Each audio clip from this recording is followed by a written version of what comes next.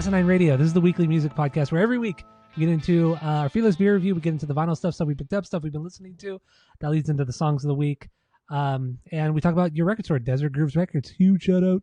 We try to have a good time doing it. My name is Tyler. Way out there, hundreds of miles away, is Jeff. While you're listening, go to Spotify, Apple Podcasts, give us 5 stars. Tell your friends, share all the posts. If you're watching on YouTube, smash that subscribe button.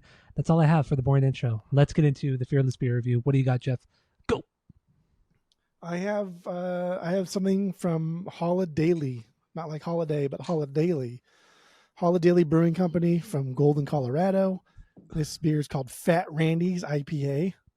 Okay. This was just something that Renee bartends at a local Indian restaurant, and one of their beer reps came in and gave her some free beer. So this is what I have. This is 100% women owned, I think. Oh, wow. This is gluten free. This is vegan. Yeah. Is it a joke? Come on. Is it a joke or is that no, real? dude? These are all here. These is all like, this is like a legitimate thing. Okay. All right. So yeah, I had to try this because this all sounds so fucking obnoxious. It really does. Like, it's just like, damn, dude. Like, the only other thing they could have added here is like veteran owned, right? Like yeah. Like a little flag there, like veteran some shit. God. But yeah, 7%. This is an IPA. I don't know. Well, fucking see what happens. Yeah, we will see what happens. All right, so I have a tried and true beer, one we both had on the pod a few times, and you and I have had a lot of. I have a Kronenberg 1664.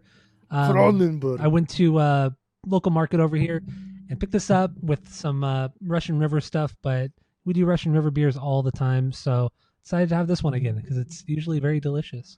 So that's what I got. Kronenberg 1664, and yours is an IPA, right? Yeah. Oof. So I'm not drinking out of a Fat Randy. Not drinking out of a glass today, straight out of the bottle. Oh, fuck. What's the ABV on it? You got a whiffers of that one. 7%. Okay, it's not bad. Made my gums hurt. All right, so you ready to start drinking? I'm ready to start drinking. Go. Oh, good tink, girl.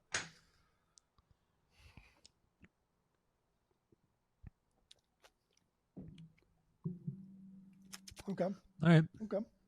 So what do you think? What do you think of your IPA? What would you rate it based off of our world famous 3-point rating system, where 3 is a perfect beer, 2 is a good beer you're going to continue to drink, 1 is a bad beer but give it a shot, and 0 is a drain pour? What do you got? Go. I will say this smells disgusting. This smells absolutely atrocious. It does not smell good. Like sewage? It smells like old and kind of nutty. That's what it smells like. That does sound pretty gross. But it tastes a lot better. It doesn't taste like malty. It just smells kind of malty too. Oh, dude, I don't even know what that smell is, to be honest. Like, I don't think I've smelled that in a beer before. I don't know if that's because it's gluten free, or if it's vegan, or if it's women owned. I don't know which of the 3, but it does not smell good. I mean, isn't all beer vegan free anyway? I don't know. Actually, it's not bad. It tastes pretty good. Really? Very thin. I imagine if there's no gluten in it, yeah, it's probably very kind of light bodied and stuff like that. Almost session IPA like, is it? Even though it's not clearly not a Honestly, session. there's not really a lot of flavor here. It's very watery. It's weird. 7%. It's crushable. It's crushable. It's dangerous. That's what that is. It's crushable. It's crushable. That's space dust dangerous right there. Dude, this shit stinks bad though. This shit fucking smells so bad. Have you ever had that where some IPAs just smell like sewage, like raw sewage? Maybe it's just, I mean, to me, sometimes IPAs smell like nutty. They just have like a nutty smell to them. That may just be like my super nose smelling things. Okay. All right. Awesome. So what would you rate this beer, this IPA?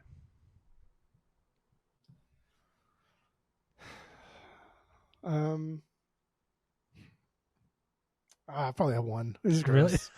It just stinks. Like, I'm not gonna drink this shit no more. You only give it a 1 because it stinks? I give it a 1 because you should try it once. That's it. Like I would never, ever, ever have Okay. this again. Fair. I would never buy this. I would never tell somebody to drink this. I would never order it at a bar. Did you I just would get the never one get can? this.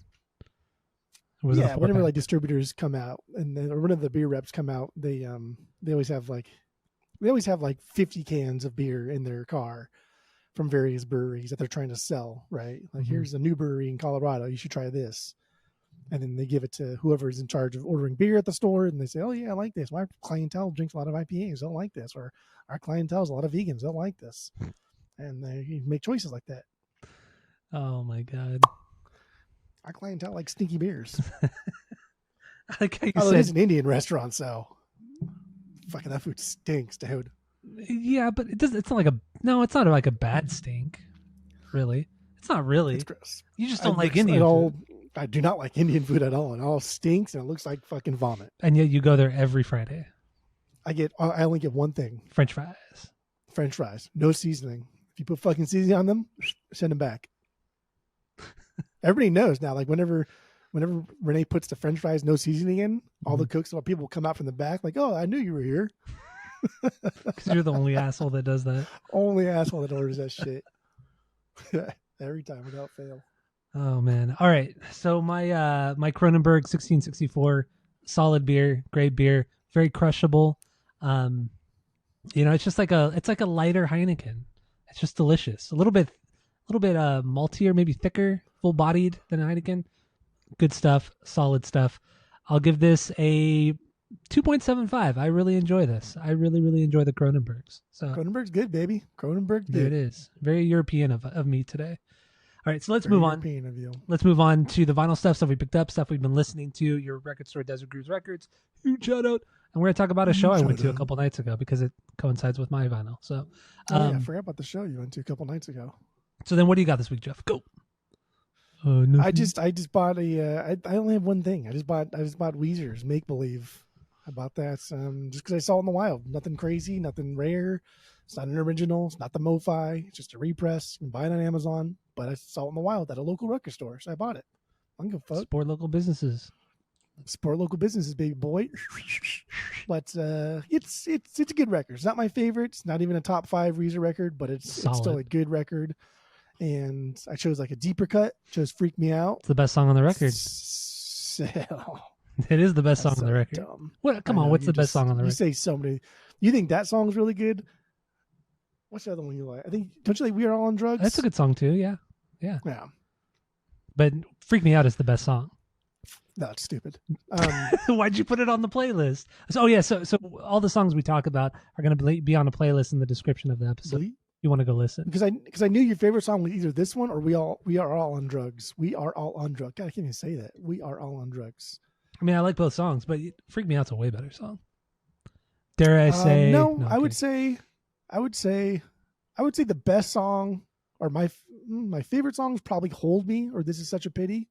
This is such a pity is the second best song. This is such a pity is definitely the second best. The only part about "This Is Such a Pity" that I don't like is when he does the high power. Damn, That part's you weird. sound just like Rivers. That's that was exactly good. how he sounds. That was good. There's also on the original recording of Perfect Situation, Mhm. on the original one in the chorus, because mine is the remaster. Yeah. So the chorus when they goes like whoa whoa whoa whoa that it used to be in the original one. It used to go whoa whoa whoa something like It's that. different, yeah. Yeah. In the newer then- version, he stretches out the last O longer, but in the original, he does a couple of the O's, couple of the hits. Whoa whoa. Yeah, But the reason why they changed it is because every time they would play that song live, just nobody knew that the original version was a thing, and the crowd would sing it the way it's mastered now. Mm. And so they're like, "Fuck it, I guess we should just do it like that now," and they re-recorded it. I like that. I like that. It's fine. It's fine. I like that. It's fine. But it's a good record. So after I listened to Make Believe, obviously I went into a Weezer thing. You have to. So I went through Make Believe, then I hit Red, then I hit Ratitude, then I hit Everything Will Be All Right in the End. Dang. All the classics, baby. Oh, and speaking of Weezer records, we got a comment on our YouTube of our the last time we ranked the Weezer records, and some guy commented saying, I can only get through a few minutes of the episode because after you guys said that White and Pacific Daydream are the worst records, I just had to turn it off. I can't listen to it after this because those are my favorite. Because those records. were his favorite records. That's why I'm telling you, dude. It's just for whatever reason, and I've heard people say this at my store too. They say like, because they'll ask me like what I like, and I tell them why I'm correct, and they're fucking full of shit. I'm like, oh, I get it. Like the White Album is like my generation's Pinkerton. I'm like, you're an idiot. That doesn't make any fucking sense. Like that's stupid. You purposely enjoy a shitty Razor record just because you think it coincides with you growing up, and that also doesn't make any sense because Weezer already grown. At least with Pinkerton, people growing up with Pinkerton, you're both growing at the same time. Yeah. Silly. And the White Album's just no. It's funny that you even said that because the guy, because I said, I said like, thanks for listening, whatever. And then he replied back and he said, what did he say? He said that the reason why it's his favorite is because he got into Weezer in 2020 and that was the first record he ever heard. And I thought, oh my God, when he was a teenager. And he said, when I was a teenager, it's like this kid is like probably 20 or 21 years old. The young kids like the White Album. I don't get it either. White, Pacific Daydream, and Black Album, easily the worst. They're terrible. They're all absolute garbage. Yeah, that block of records. Bad Weezer. Damn. Sucks. Yeah. Well, what are you gonna do? All right. So that's all you got. That's all you got for the records, vinyls. That's all I got for the records, the vinyls. Everything else I listened to was hip hop. Everything. God, that is insanity. All right. So the first thing here. Fuck. So I finished the last of my backlog. Are you okay? Oh, was you hurting your neck? No, because the cord got caught on my. Oh, the cord got caught on my back of my neck. It hurt me. So disrespectful. So rude. Really and you went on for so long too. You kept going with it. All right. I had 3 things in my backlog left. Got through them all 3 of them. We start with. That's it? Yeah. You have no backlog. No backlog. I'm done. I'm all caught up, baby. Wow. Phantom Planet's Phantom Planet from 2004, third record right here. Crazy artwork. I've always loved the artwork. Yeah, it's cool artwork. It's probably this is my third favorite Phantom Planet record. This one. How many records they have? Like 4? No, they have 7 records, I think. Oh, that's a lot of them. Or 9 if you include the negative records. But yeah, no, enjoy it. So this is the first time it's ever been pressed. Enjoy the Ride Records. Put this out for the first time. 2 variants, 300 pressed for each variant. I got the clear splatter one. And dude, it sounds great. Sounds good. The song I put in the playlist is First Things First. I hate the title, but it's First Things First, baby. It's one of my favorite Phantom Planet songs. Yeah, this is just a solid Phantom Planet, solid record. Oh. Great band, and there's none available left. They're all gone now, but you could order them off Discogs, I'm sure. But anyway, that's what I got. Phantom Planet's Phantom Planet. Did you know, kind of on topic a little bit, but Newberry Comics? I've only known Newberry Comics because when we started collecting, they always have cool, like, unique pressings. Yeah. But they're like an actual legitimate, respected comic / record store on the East Coast. I figured they would be, but I've never done any research on them. I thought they were just like a Zia. Like Zia out here is just like a small Tower Records chain. And I thought they were just sell out from the beginning, but like, no, they were respected for a very long time. And they do have really cool variants and really cool exclusives. That's for sure. Yeah, they sound great. Yeah, I do. But that's why. Okay. I didn't know that part of it. So the next all you know is you don't know. Dude, I was just listening to that song before I got home today. So the next thing I got here is Smashing Pumpkins. The Matt Ribano tapes, Volume 2. Can't see it. There you go. Right there. So I have finished my archive series from the Smashing Pumpkins. I have all of the archive series now. I know, it's stupid. So the Ribano tapes is their friend. I think his name is Matt Ribano. Not to be confused with the bassist from Taking Back Sunday and Angels. But Yeah, he was friends with the band early on, and he would record a lot of their shows, the early shows pre-Gish. And these tapes resurfaced a couple years ago when they started putting out these archive releases. They remastered all of the audio. Some of it's kind of like it's a little not that great, but overall it's solid. And these songs are really cool. They're super fucking raw, and they're just early renditions of some great fucking songs. So the Urbano Tapes Volume 2, got this one finally. Picked it up from Madam Zuzu's .net or .com? I don't know. Zuzu. So that's what I got there. The next thing here is kind of Smashing Pumpkins, but it's Billy Corgan. The Billy Corgans. Solo. It's a solo album. It's a performance he did back in 2017 where he played his entire solo record, Ogilala. I don't know how to pronounce it. He played that in its entirety, plus a bunch of other like songs throughout the Pumpkins and solo career and stuff. So there's 20 songs on here. It's just Billy Corgan, him and a guitar. That's all this is. So you would love it, Jeff. You would love it. I listened to one song. Well, the one song wasn't on this particular record. The song I put on there Gotcha. was on his actual solo. I was going to say that one song was it has strings and it has strings on it. The song I put on the playlist. But so these records aren't on Spotify at all. So the songs I put on the playlist are the closest I could get to these ones.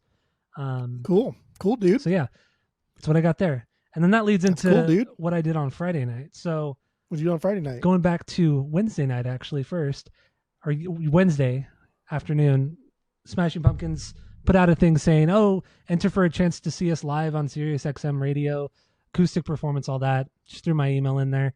And Thursday afternoon, the next day, they emailed me saying I won. I've been invited to go see them. Crazy. So Friday night rolls along, drive hour 45 out to LA. Took fucking forever. Luckily, I was able to park right next to the building, so that was good too. Free parking, surprisingly. Yeah, what the hell? Yeah, very, very surprisingly. And so yeah, it was really cool. I mean, it was 50 people maybe in this small little room, and they only played 6 songs though, which kind of sucked. Played for a half hour, but even still, in a venue for a free pop up though, for a free pop up songs, and to be that close to them and like in that small, I was literally 6 feet from Billy Corgan. That's literally crazy. 6 feet from Billy Corgan. It was fucking wild, and they all sound. That's intimate. It was, and it was the full band. So I mean, it was it wasn't fully acoustic because Jack was playing electric bass, and then James was playing electric guitar, but then Billy and Kiki were playing acoustic guitars. So I knew you were gonna do. How did you? Did you talk to anybody else that was there? Like, I wonder how many people entered this contest. Everybody there had entered it. Well, I mean, like I know, but like, did 10,000 people enter this contest, and you were the chosen 50, or 51 people enter this contest? That I don't know. Because I imagine there had to have been thousands of people that sent their emails in. Yeah, probably. Right. Well, because in the thing it said, give your full name, your age, and then what city you live in. Because obviously they're only going to pick cities in the surrounding area. So, but I'm curious, like how many people actually said. I'm curious, like how many local people actually entered, as opposed to nationwide. Because I'm sure a shit ton of people nationwide entered, just to be idiots. But I would have entered. I know you would have, but you didn't, and you didn't win. I don't know. Yeah, if I would have entered, I would have won. But anyway, yeah, no, it was super cool. It was just fucking super rad. First time I've ever seen the Pumpkins live. And yeah, was your first time? Yeah, I saw Zwan. I saw them once. But I've never seen the Pumpkins, so I could have gone the following night, but it was sold out, so I didn't go to that. And otherwise, LA, Hollywood, it sucks, man. It sucks. Like, because I knew I was getting out of the show so early, you and I both, we were scouring the internet looking for any shows, like just to kind of make my night worth it.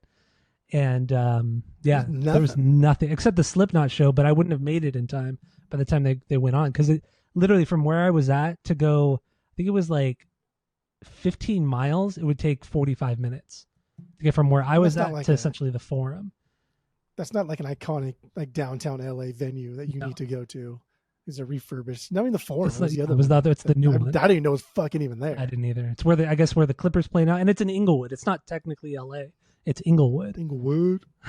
And, but like also, but like it was Friday the 13th, so a lot of these venues were playing. Like I don't know why, because it's LA and it should be the music capital of the fucking world. But a lot of these venues were playing just like stupid Friday the 13th bullshit parties, like pre-Halloween things, and that's dumb. That's wrong. And some of the Friday night in LA, dude. and some of the bigger on. and some of the venues didn't even have anybody playing. Like the Wiltern, I checked the Wiltern, and nobody was even playing on Friday night.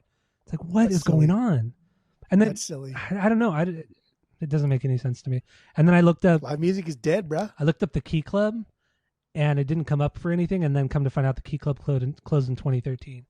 So yeah, that's how long it's been since when we were consistently going out there. You know, we knew everything. But yeah, I had no idea it closed over 10 years ago. No Viper Room, no Whiskey, Troubadour, Roxy, the Rainbow Room, nothing. There was fucking nothing. Live music is dead. Yeah. It's on its last legs. Mind you, Crazy legs. most of those venues had bands playing, but it's just bands I've never heard of, and based off of their band photos, they looked fucking stupid. So, didn't I just drove but home. A Friday night yeah.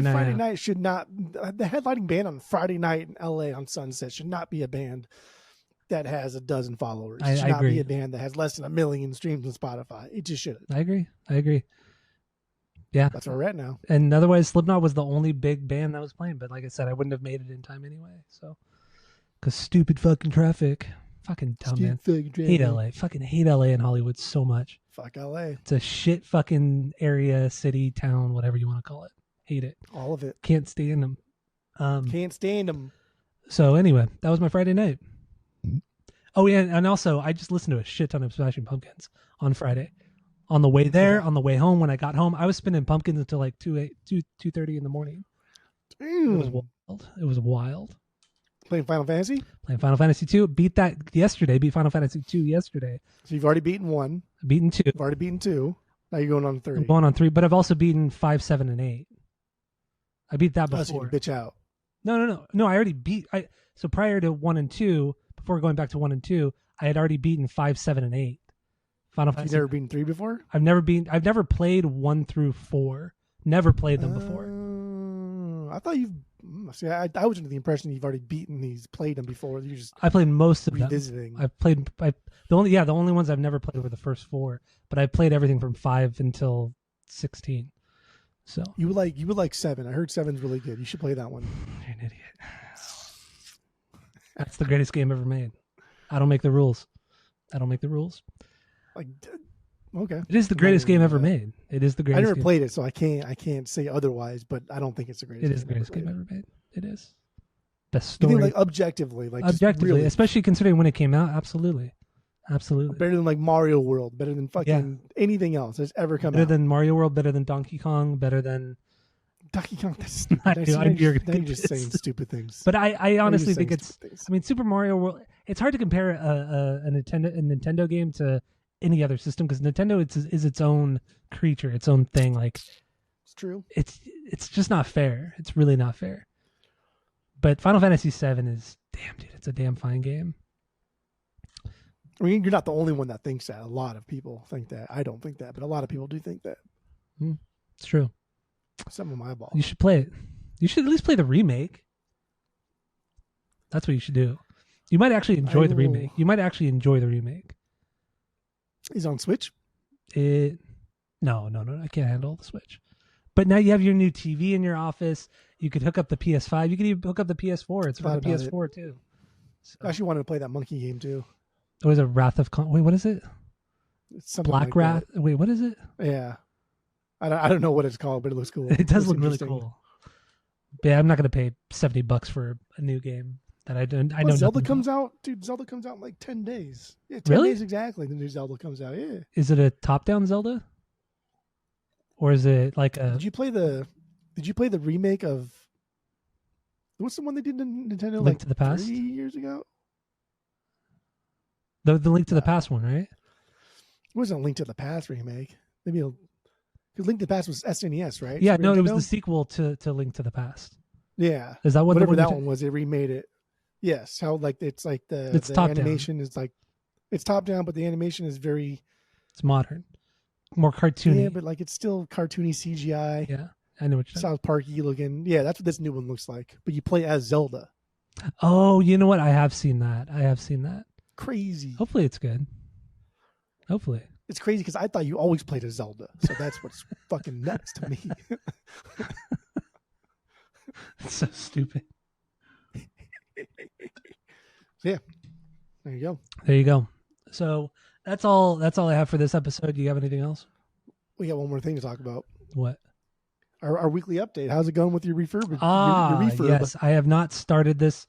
So I got a stereo cabinet from, well, my grandma passed away several years ago, and we cleaned out the storage unit of just a bunch of stuff from her house after she passed. And there's this giant stereo cabinet that was always in the living room. So I took it, I brought it home. It's a custom made stereo cabinet. It's really, really fucking heavy. It's huge, and turntable's still intact. Everything's still intact. Speakers there. Everything's there. I just haven't had a chance to plug it in and see if it still works. To the best of my knowledge, it does. I don't see why it wouldn't. But I'm definitely gonna have to get a new stylus and all that kind of shit. But I'm gonna just get like one of my shitty cheap records and throw it on there, see how it plays, or see if it even works. And then go from there. See what I need to replace on it. Grease up some parts and. That's it. That's all you need to do. Grease up some parts, baby. Grease up some parts. Grease up some parts. That's what the mechanics do, right? That's exactly what. But that's what a lot of people were saying. Like with like old turntables like that. Yeah, you have to get some stuff replaced, but a lot of it is just that the grease is dried up, or it's all gunky. Yeah, so they just say like get all that shit off and re-grease it, and a lot of that will be fixed. Today I was talking to one of our customers who has a lot of turntables. And he says he just sprays a little bit of WD-40 sometimes, like a tiny bit into the grease parts because they do get all clunky. Yeah. But you throw a little WD-40 in there and it kind of liquefies it a little bit and still like lubricates everything. Okay. But too much, it'll just liquefy the grease and then make it completely useless. And it's too fucking. Oh, I see. I know what you mean. Wobbly. Yeah. Too loosey goosey. And I noticed too, because the way it worked, the way the stereo cabinet works. Normally stereo cabinets, they open up like in the center, like at the top. You can lift up the top of it. You know what I'm talking about? And then the turntable sits inside. Like this way or inside like that. Yeah. So the way this one works is you open up a cabinet on the bottom, and then the turntable pulls out on a tray. So that's kind of cool. And then, but it's like really bouncy. Like there's like springs underneath the turntable. I think they're like shock absorbers. So I don't know why you would need shock absorbers with such a heavy cabinet. But it kind of bounces and shit like that. It's weird. That's interesting because if you have the turntable on a slidey thing that comes out, that means it's on like probably like a metal rail. Yeah. Which metal is not like a good vibration conductor. True. Doesn't disperse vibrations that well. And so if it's connected to the cabinet with heavy duty speakers, then it could need to do something. Yeah. And that's why I think again, there's some sort of like. I think maybe these springs or whatever it is are there to kind of absorb any sort of sound. And this isn't an audiophile table, but people are building these things back in the day of like, with their fucking MoFis and their Ordophone Blacks fucking styli on there. They're getting fucking high and listening to Zeppelin. Yeah. And I mean, you and I both looked up what model turntable it is, and it's a pretty not sought after, but it's a popular turntable from the late 60s, early 70s. Especially with like whenever you Google something and just type Reddit after that Google thing, usually people are like, yeah, it's trash, throw it away. I haven't seen one person say that. Like, nobody was like, oh, it's the best thing ever, but like everyone said, yeah, dude, that's kind of worth at least like getting into it a little bit. And that's like, for me, if this was mine, if I wasn't held accountable every week on refurbishing it, I know it would just get thrown to the side. So if we do a segment every week, then at least we can ridicule you for being lazy if you don't do it. I think that's what's going to happen. Is it's mainly going to be you ridiculing me for not working on this stereo system. Then you'll be surprised, and then you get fined, and you'll be like, "Oh, I know something. I can do something." Instead of sitting around playing Final Fantasy 69 and listening to David Lee Roth, I can do this. Oh, you see David Lee Roth behind me? It's a good record, man. I love that record. Steve Vai kills it. The Spanish version? No, it's not the Spanish version. No. Steve Vai kills it on the record. I've heard better. Of course, stupid, fucking idiot. So that's it. That's all I got. That's all I got for this week. Stay tuned, or just keep listening. Tell your friends, share all the posts. We're in hip hop season, so we're gonna get into that next. So that's it. That's all. Ding, ding, ding, ding, ding, ding.